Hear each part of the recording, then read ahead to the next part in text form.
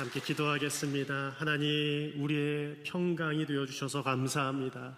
바다 같은 사랑을 베풀어 주셔서 감사합니다.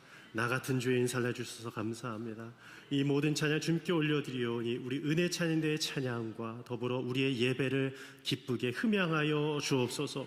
저희들은 날마다 연약한지라 아버지 하나님, 주님 없이는 살아갈 수 없는 존재임을 고백합니다. 날마다 주님 우리와 동행하심을 믿으며 주님과 함께 걸어가는 믿음의 발걸음이 되게 하여 주옵소서. 감사드리며 예수님의 이름으로 기도드립니다. 아멘. 할렐루야. 네, 할렐루야. 네, 오늘도 주님의 사랑과 은혜로 풍성하시기를 바랍니다. 이 자리에 계신 모든 분들 한 분도 빠짐없이 우리 주님 만나고 말씀 가운데 주님 경험하기를 진심으로 축복합니다. 거절을 딛고 일어선 믿음의 사람들이 있습니다. 우리가 사람이 살다 보면 많은 이제 요청을 하게 되고 말을 할 때에 사업을 하다가도요, 오케이 사인만이 아니라 거절을 당할 때가 훨씬 더 많은 것 같아요. 이게 오퍼를 주문을 넣을 때에 그 회사 입장에서는 그것을 받아야지 그 회사가 번창을 하고 또 수익을 낼 텐데 그 회사가 계속 일감을 받지 못하게 될 경우에 이 거절감과 또 사장님도 그리고 회사원들도 너무나도 이 자신감을 잃게 되고 앞으로 어떻게 회사를 이끌어가야 될지에 대해서 많은 근심과 걱정이 쌓이겠죠. 뿐만 아니라 인간 대인관계 속에서도 이런 많은 거절을 경험할 때가 있습니다. 사랑의 고백을 했는데 누군가는 그 사랑을 받아주지가 않는 거예요. 그리고 딱 잘라서 거절을 했을 때에 상처를 받게 됩니다. 이 거절의 상처를 싸매주시는 하나님이라는 책을 쓴 이 데릭 프린스라는 분이 계십니다. 그 목사님께서는요, 이 거절에 있어서 거절을 받을 때 두 가지 반응이 나타난다라는 것이요. 하나는 이 배반의 마음과 또 그리고 상처의 마음이라는 것이요. 수치의 마음이에요.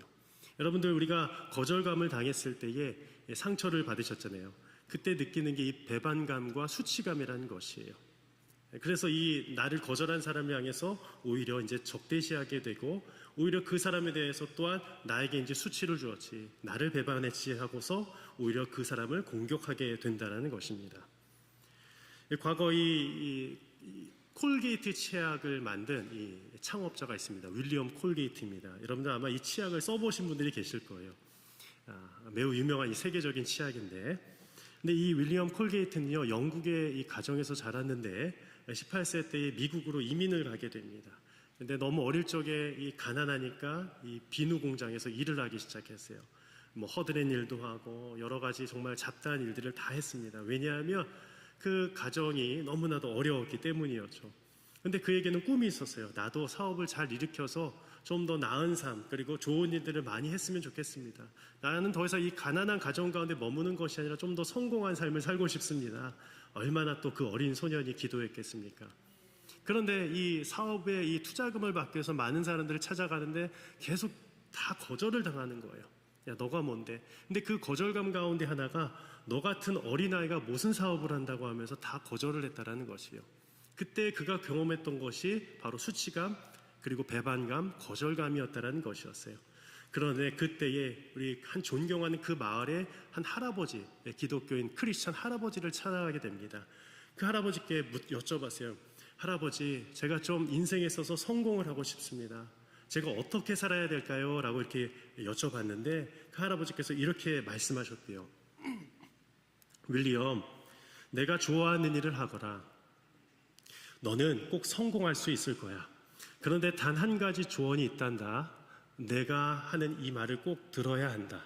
내 사업의 주인은 예수님이라는 걸 잊지 말아야 한다. 성경의 말씀대로 살아야 한다.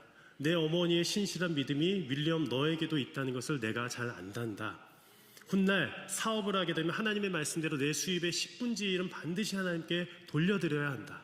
그건 우리를 창조하신 창조주 하나님의 몫이란다 라고 이렇게 조언을 했다는 것이요. 신앙의 가장 핵심적인 부분에 대해서 이 할아버지가 경험해왔던 것을 고스란히 전수해 주었어요.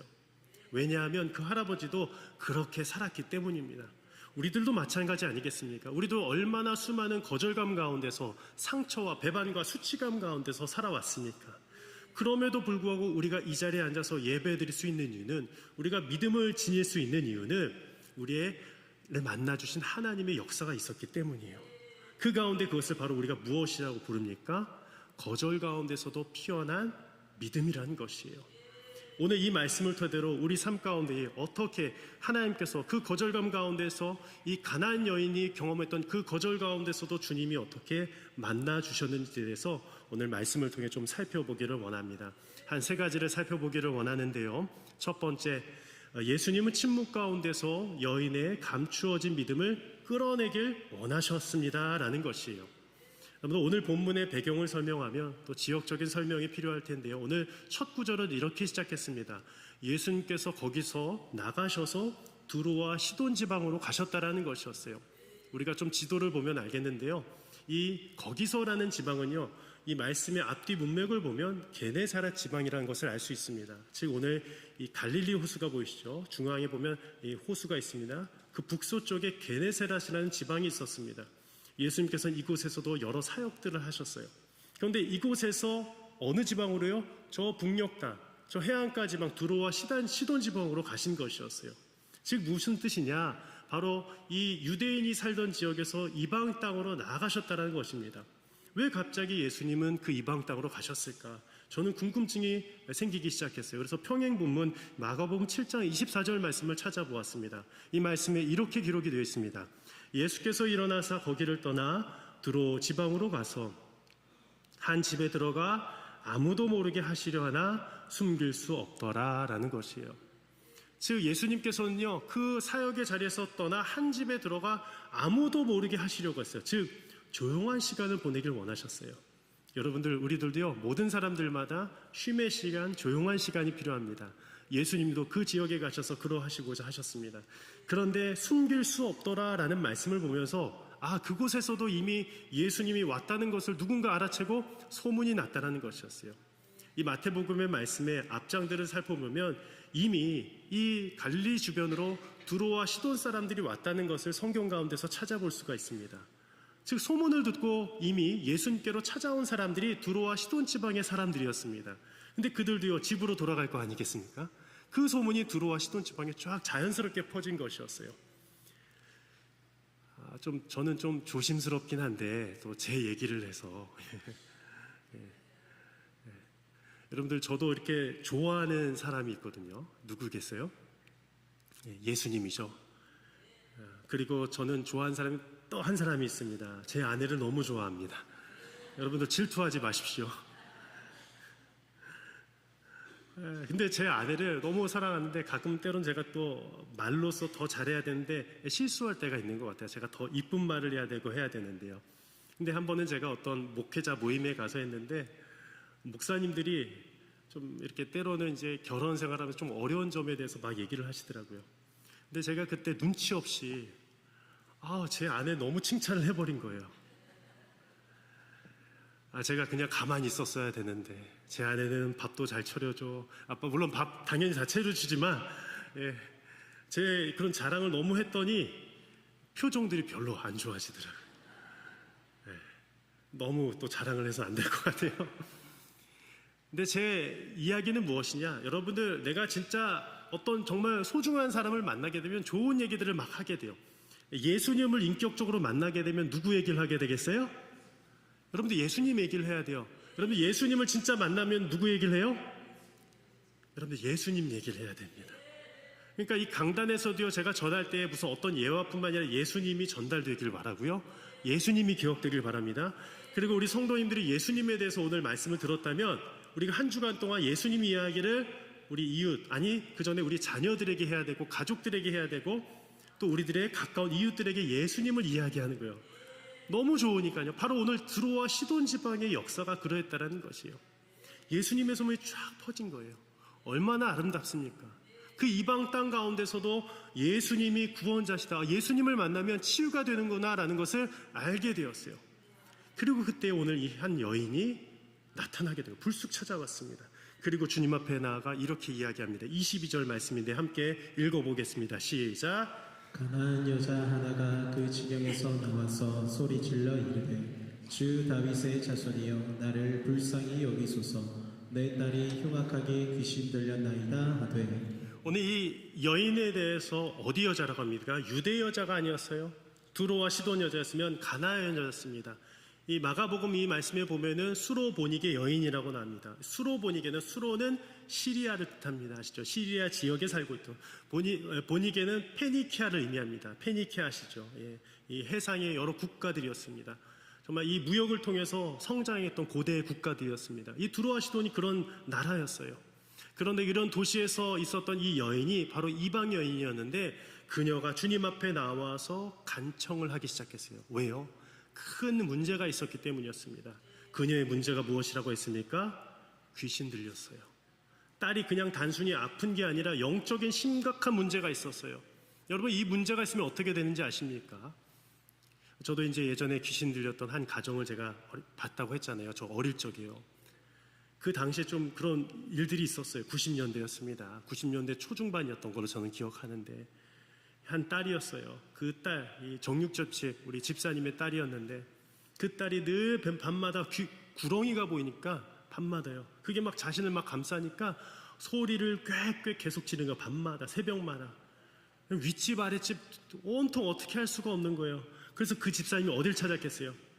절집에 가도 안 되더라고요. 부적 사는데도 안 된대요. 그래서 그때 모교에 오더라고요. 새벽마다 부르짖고 수요 예배마다 와서 부르짖고 금요 성령 집회 와서 부르짖고 한 번도 빠질 수가 없는 거예요. 왜요? 귀신 들려 있으니까요. 여러분들 우리가 왜 이렇게 갈급함이 덜한지 아십니까? 물론 죄송합니다. 제가 여러분들이 갈급하지 않다라는 것이 아니에요. 왜 그 당시 정말 가난하고 힘들고 정말 그 절박했을 때 그 간절함이 왜 없는지 아세요? 그런 귀신 들린 역사 그리고 정말로 아픈 역사 이런 것들이 해결되었거나 아니면 그런 것들이 없기 때문이에요. 진짜 내 문제가 막 어렵고 힘들면은 갈급해요. 그래서 이렇게 부르짖습니다. 오늘 말씀처럼 주 다윗의 자손이여 저를 불쌍히 여겨 주옵소서. 우리 함께 한번 고백해 볼까요? 함께 고백합니다. 시작. 주 다윗의 자손이여 나를 불쌍히 여기소서. 진짜 우리 권사님들이 이렇게 손 들고 하지만 진짜 주 다윗의 자손이여 나를 불쌍히 여겨 달라는 거예요. 왜냐하면 내 자녀가 죽어가고 있기 때문이에요. 그냥 죽어가는 게 아니라 귀신 들려 죽어가고 있기 때문이에요. 여러분들 요즘의 질병 가운데 모든 것을 다 악한 영의 역사라고만 치부할 수는 없습니다. 이 질병에도요 정말 이 악한 귀신에 들려서 있는 질병도 있지만 그런 영적인 질병도 있지만 그냥 어떤 그런 여러 가지 질병의 이 아픔이 찾아와서 오게 되는 육체적인 질병도 분명히 있습니다. 그것을 구분해야 됩니다. 그런데 이 전자건 후자건 간에 우리가 부르짖을 수 있는 분은 우리가 그 절박한 상황 가운데서 어떤 병원의 도움도 의지할 수 없을 때에는 주님께만 의지할 수밖에 없다는 것이에요. 그런데 주님은 어떻게 하셨어요? 저는 이 본문을 읽고 주님께 좀 실망이 되었어요. 23절 말씀입니다. 함께 읽어볼까요? 시작. 예수는 한 말씀도 대답하지 아니하시니. 여러분들 예수님께 실망했다라는 게 말이 됩니까? 예수님께 어떻게 실망해요? 근데 이 본문만 보면 오해할 수가 있어요. 예수는 한 말씀도 대답하지 아니하셨어요. 예수님은 사랑이 많으시고 친근하시고 가난하고 연약한 자 아이들까지도 품어주시는 분이신데 한 말씀도 안 하시고 가만히 계시는 거예요. 여러분들 제가 오늘 나가면서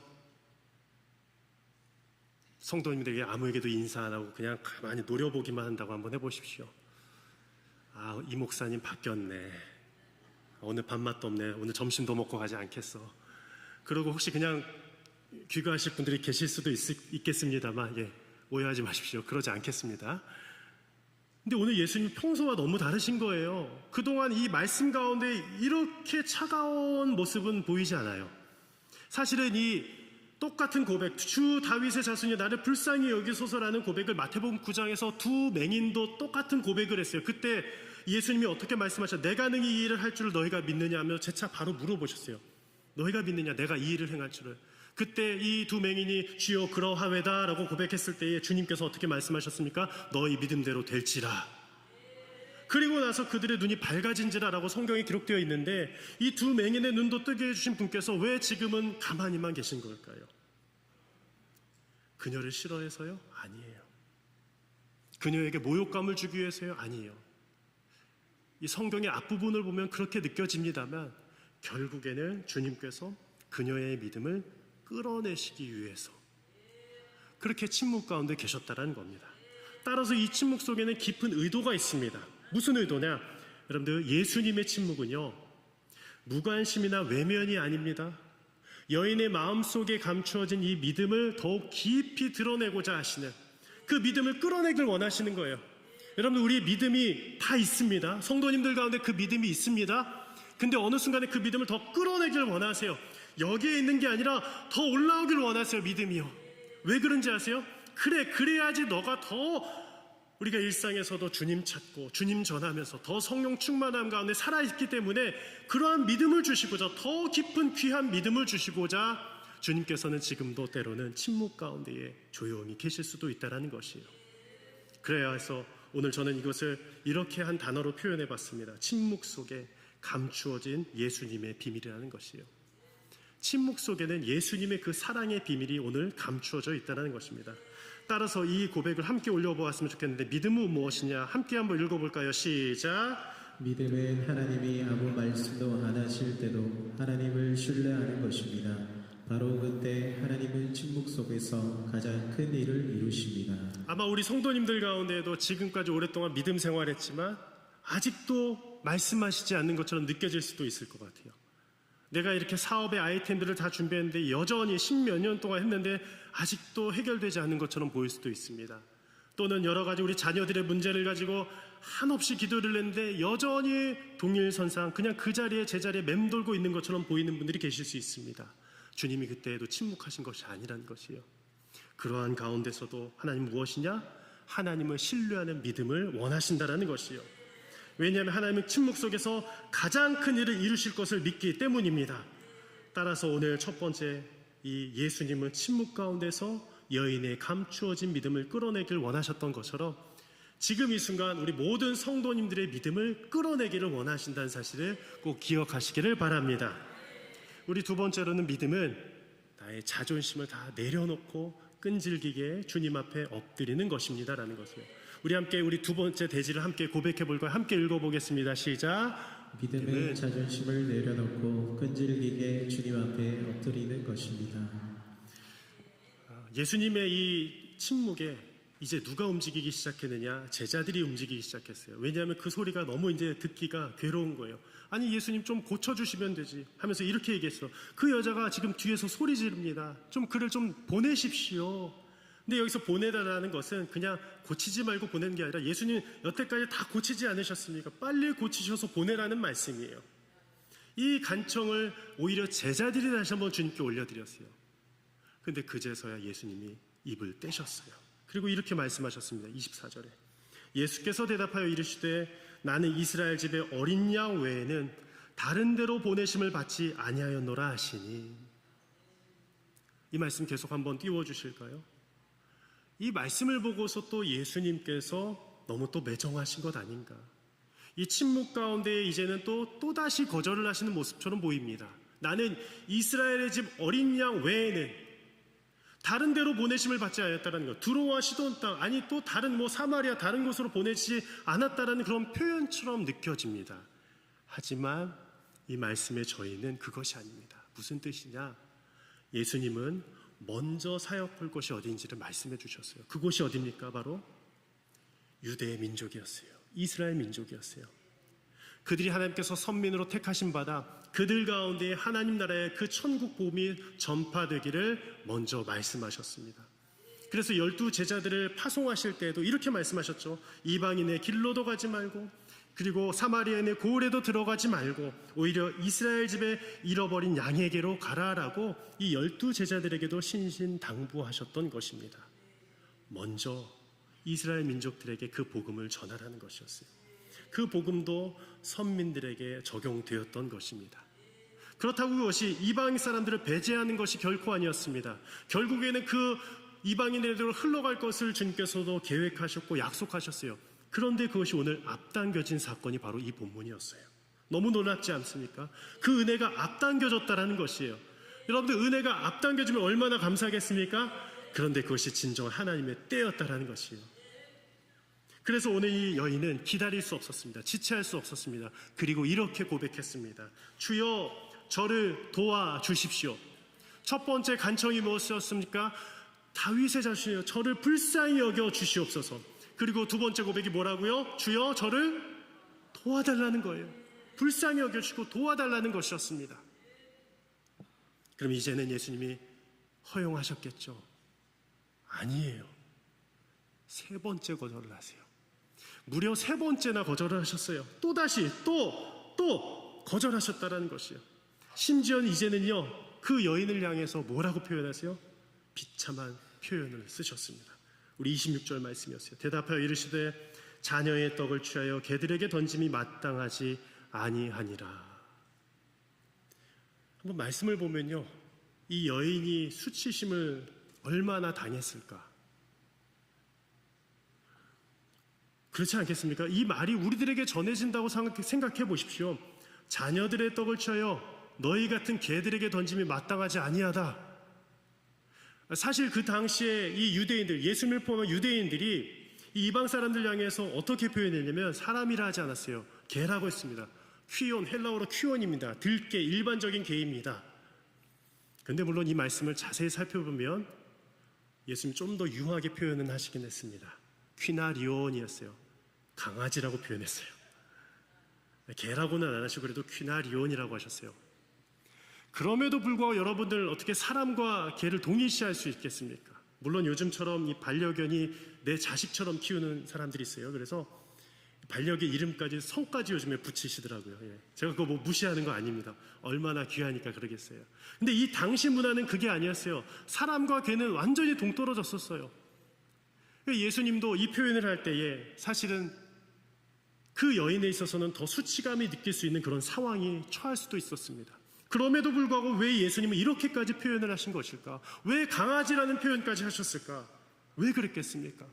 저는 이 말씀을 읽다가 다시 한번 깊이 묵상을 하게 되었습니다. 그런데 이 말씀에 우리가 결론을 알기 때문에 결국에는 그녀가 개가 아니라 다른 이름으로 불려지는 것을 우리가 알기 때문에 무엇이겠습니까? 우리의 자존심을 다 내려놔야 된다는 것이에요. 내가 수치심을 받아도 거절감을 당했을 때 배반과 수치심을 당해도 그 마음마저도 내려놓는 것이 믿음이라는 것이에요. 여러분들, 저도 예전에 이렇게 어떤 일들을 할 때에 거절감을 당할 때가 참으로 많았습니다. 그리고 그 거절감을 통해서 수치를 당할 때가 참 많았어요. 그러면요, 그 사람과는 이제는 상종을 하지 않겠다는 마음이 있더라고요. 그래서 제가 그 이후로부터 대부분의 사람들이 있어서 제가 더 존칭을 써야 되겠다는 마음이 그때부터 사실 생겼던 것 같아요. 왜냐하면 그 거절을 했을 때에 저에게 모욕적인 말을 했는데 뭐 누구누구 님도 아니고 형제님도 아니고 그냥 너가였어요. 네가, 너가. 그때 상처를 받더라고요. 오늘 이 개와 같은 표현이 바로 그런 것이에요. 나의 마음을 스크래치 내는, 상처나게 되는, 자존심을 건드는 그런 표현일 수 있다는 것이에요. 여러분들, 그래서 우리 목사님들께는 꼭 목사님자 꼭 붙여주시길 바랍니다. 그리고 우리 권사님들에게도 우리 권사님자를 꼭 붙여주시길 바랍니다. 물론 우리 어르신들은 편하게 누구누구 권사가 이렇게 얘기할 수도 있겠지만 어떤 사람들 보면요 그냥 너무 편하게 부르는 거예요. 우리 장로님들께도 장로님자 붙이시길 바랍니다. 안 하시는 분들이 계시는데요. 우리 집사님들께도 집사님자를 붙이시길 바랍니다. 우리 성도들에게도 누구누구 성도 이렇게 물론 할 수도 있지만 성도님이라고 하지 않습니까? 우리 새가족분들 오실 때도 성도님이라고 하시기 바랍니다. 우리 교사 선생님들도 마찬가지예요. 우리 교사 어떤 누구 교사님은 조금 이상하긴 한데 우리 선생님이라고 표현하시겠죠. 선생이라보다 선생님이라고 하잖아요. 꼭 님자에 붙이길 바래요. 여기서 여러분들 마음이 상해요. 싸우기 시작합니다. 꼭 그래서 저한테 목사님 하는 게 아니라 우리 부목사님들 꼭 그렇게 챙겨주세요. 아시겠죠? 전도사님, 목사님, 부목사님 너무 소중하기 때문이에요. 제가 만약에 우리 장로님들한테, 권사님들한테, 집사님들한테 함부로 님자 안 붙인다고 한번 생각을 해보십시오. 그렇다고 저희 아이들에게도 아이들님, 학생님이라고까지는 안 하지만 저는 존중하려고 하거든요. 아이들 모두 한 명 한 명을요. 여러분들 존중에서부터 사랑을 시작해요.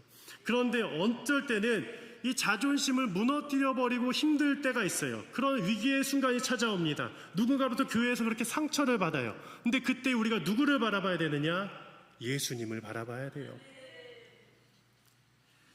여러분들 사람들 중에도 이 가오를 중시한다는 얘기를 합니다. 가오. 그래서 우리 교육자들도 이런 얘기를 해요.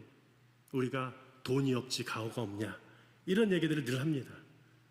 여러분들 우리가 이 가오란 말 사실 좋은 의미로서 쓰였는데 때로는 이 말들을요 너무 이 자존심을 지켜세우면서 우리 가오를 세우는 너무 나 중심적인 자기 중심적인 의미로 바뀌면서 특별히 많은 사회생활 하는 분들 가운데에 가오 없으면 안 되는 사람들이 너무 많아져 버렸어요. 약한 들 사람 앞에서는 막 힘을 내다가 윗사람들 보면은 굽신굽신하는 그런 모습들, 그러다가 다른 사람들 앞에서 또 가오를 폈다가 이런 모습들은 주님이 원하시는 모습이 아닐 겁니다.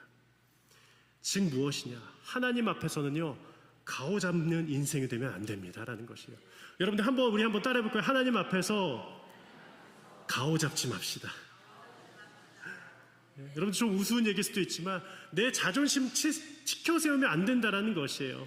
여러분들 하나님 앞에서는 내 체면, 자존심 따위 다 내려놓으시기를 바랍니다. 이처럼 여인은 이 예수님의 이 말에서 모욕을 느낄 수도 있지만 자신의 자존심마저도 온전히 내려놓았어요. 그리고 이렇게 고백했습니다. 우리 27절 말씀이 우리의 고백되기를 원합니다. 함께 고백할까요? 시작. 여자가 이르되 주여 올소이다마는 개들도 제 주인의 상에서 떨어지는 부스러기를 먹나이다 하니. 주여 맞습니다. 옳습니다. 그런데 개들도 자신을 완전히 낮춰버렸어요. 그렇죠. 유대인들은 우리들을 향해서 그렇게 말씀하시죠. 하지만 주님은 주님이시잖아요. 내가 개가 돼도 좋습니다. 그냥 내 딸만 낫게 해주십시오. 주인의 상에서 떨어지는 무엇을 먹나이다? 그때의 그 부스러기라도 먹을 수 있는 거예요. 이것은 여기서 이렇게 표현을 했지만 즉 그녀에게 주어진 하나님의 은혜가 분명히 있었다라는 사실이에요. 그래서 저는 이것을 이렇게 표현합니다. 은혜의 부스러기라도 사모하는 인생. 이것을 어떻게 느낄 수 있느냐? 수많은 사람들이 나도 오늘 말씀 가운데 예배 가운데 은혜 받았어요 라고 하는데 그것을 경험하지 못한 사람들이 분명히 있을 수 있어요. 매 주일마다 예배 드리고 나가는데 나도 오늘 그냥 은혜 받지 못한 것 같아. 여러분들 이 자리에 있는 것 자체가 은혜입니다. 여러분들 믿으세요? 여러분들 이 자리에 있는 것 자체가 은혜인 줄 믿으십니까? 그런데 어떤 환경과 상황 가운데 내가 오늘 은혜 받지 못했어는 그건 믿음이 아니에요. 어느 순간 목사님의 말씀 가운데 은혜 받았는데 오늘은 아닌 것 같아. 그게 은혜가 아니에요. 은혜는 항상 있습니다. 은혜는 항상 있습니다. 그런데 그 은혜 가운데에 뭐예요? 더 간절하게 그 은혜를 사모하는 열정. 그것을 어떻게 표현하냐?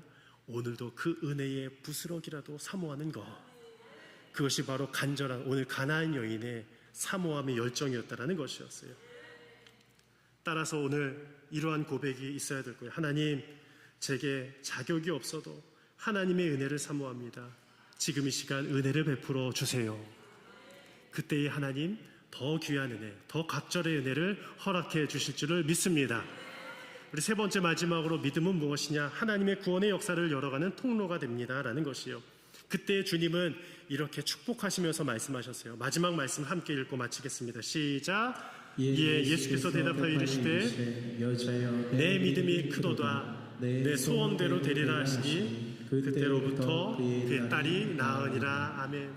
주님은 그 약속의 말씀, 응답의 말씀을 주셨는데요. 오늘 이 말씀 다시 한번 띄워주시면 그녀를 향한 부르심이 바뀌었습니다. 이제는 개라고 부르지 않으셨어요. 뭐라고 부르셨어요?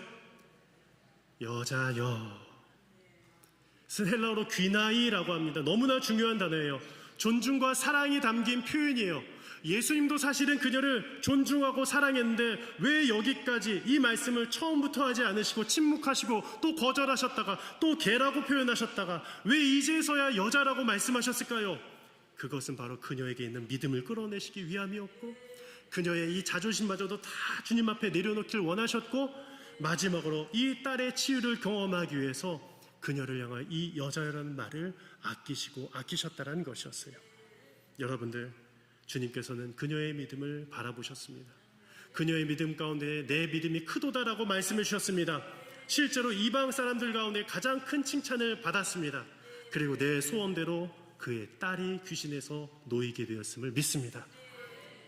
주님의 첫 번째 침묵 가운데 그녀가 포기했다면 그녀의 딸은 귀신 가운데 계속 사로잡힐 수밖에 없었습니다.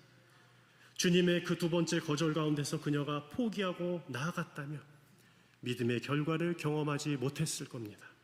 마지막 그녀가 개라는 소리를 듣고 나서 자존심을 주님 앞에 내려놓지 않았다면, 그 자존심을 꼭 지키고 그냥 주님을 욕하고 떠나버렸다면 그녀의 딸은 자유함을 얻지 못했습니다. 그러나 그 3번의 예수님의 거절 가운데서도 그녀는 믿음을 끝까지 지키고 부르짖었습니다. 그때에 주님께서 역사하신 줄을 믿습니다. 우리 모든 성도님들의 삶 가운데도 이러한 동일한 은혜가 넘치기를 진심으로 축복하며 기도드립니다. 우리 마지막으로 이 고백이 우리의 기도가 되기를 원하며 함께 고백할까요? 함께 고백합니다. 시작. 주여 나를 불쌍히 여기소서. 주여 저를 도우소서. 주여 저에게 은혜의 부스러기라도 주소서. 아멘.